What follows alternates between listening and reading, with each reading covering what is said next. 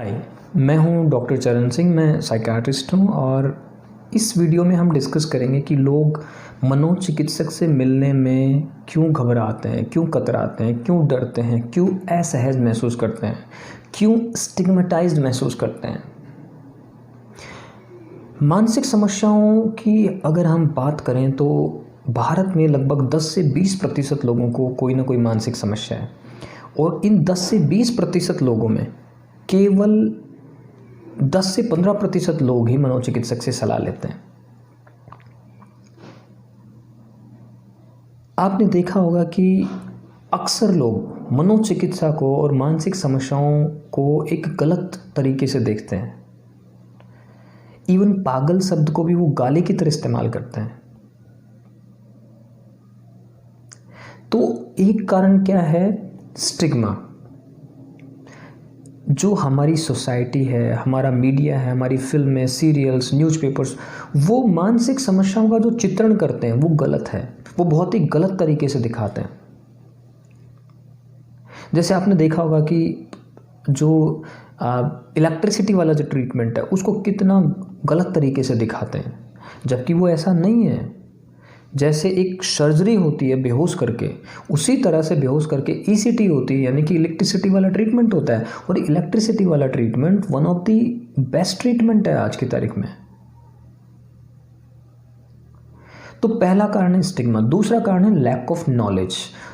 वो क्या है? देखिए, जब ज्ञान नहीं होता ना तो आपकी धारणाएं, गलत धारणाएं बनने लगती हैं। अब एक गलत धारणा क्या है लोगों की कि मनोचिकित्सक तो केवल पागल लोगों का इलाज करते हैं। ऐसा नहीं है। एक मनोचिकित्सक लगभग 300 से ज़्यादा मानसिक समस्याओं का इलाज करता है। जैसे मान लीजिए किसी को टेंशन हेडेक है तो उसका इलाज मनोचिकित्सक करते हैं। किसी को एंग्जाइटी है, किसी को डिप्रेशन है, किसी को आत्महत्या के विचार आ रहे हैं, या किसी को शक वहम की बीमारी हो गई है, पार्टनर के कैरेक्टर पे डाउट हो रहा है, या ऐसा लग रहा है किसी ने कुछ करवा दिया है, कोई मेरे खिलाफ है, साजिश रच रहा है, या फिर कोई एक ही काम को बार बार कर रहा है। किसी के व्यवहार में ग्रॉस प्रॉब्लम आ गई है, गाली गलौज, मारपीट, भागना, गंदे रहना, खुद से बड़बड़ाते रहना, इस तरह की प्रॉब्लम हो गई है। या फिर कोई बड़ा बनने की उसकी ऐसी फीलिंग्स हो गई हैं कि वो बहुत बड़ा आदमी हो गया है, बड़ी बड़ी बातें कर रहा है, बहुत ज़्यादा बोल रहा है, ठीक है। या फिर आपने ऐसा सुना होगा कि किसी में दूसरी पर्सनैलिटी घुस गई है, या फिर कोई देवी देवता आ गया है, या कोई जिंद आ गया, आपने ऐसा सुना होगा।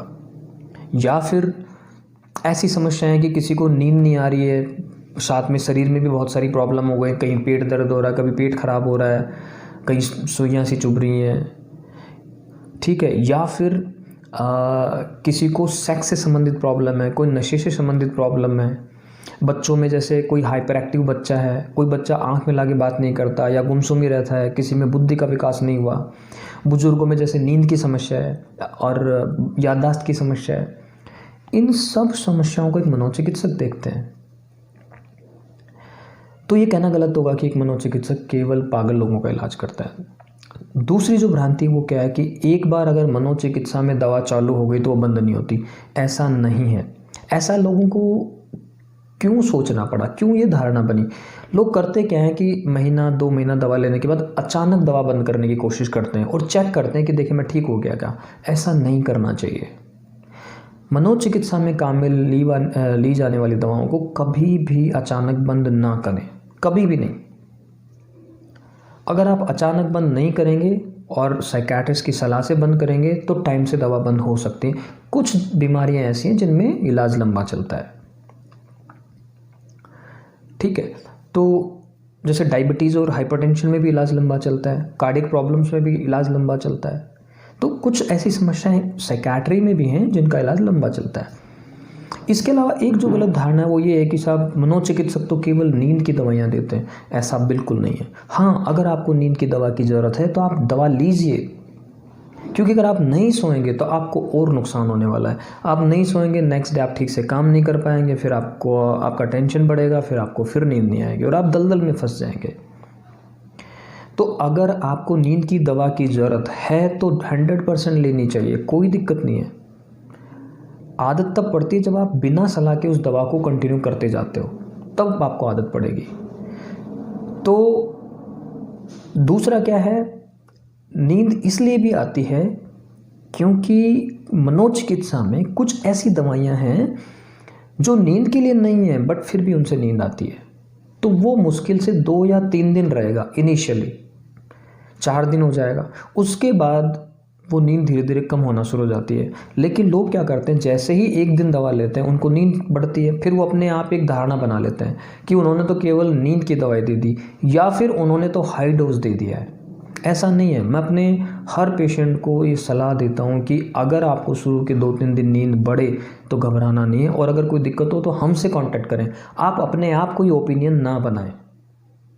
अक्सर लोग ये ओपिनियन बना लेते हैं कि हमें तो हाई डोज दे दिया, हमें तो नींद की दवाइयाँ दे दी है। नहीं, हो सकता है कि आपके ट्रीटमेंट में नींद की दवा ना हो, फिर भी आपको नींद आए, पर वो शुरू के 2-4 दिन रहेगा, उसके बाद नहीं रहेगा।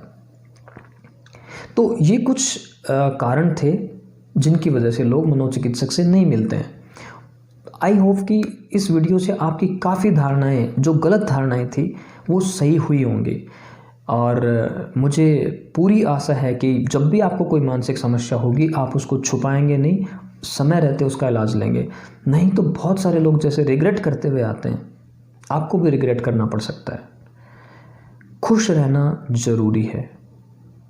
तो जब भी आप तनाव में हो, टेंशन में हो, कोई और समस्या हो, अपने मनोचिकित्सक से ज़रूर सलाह लें।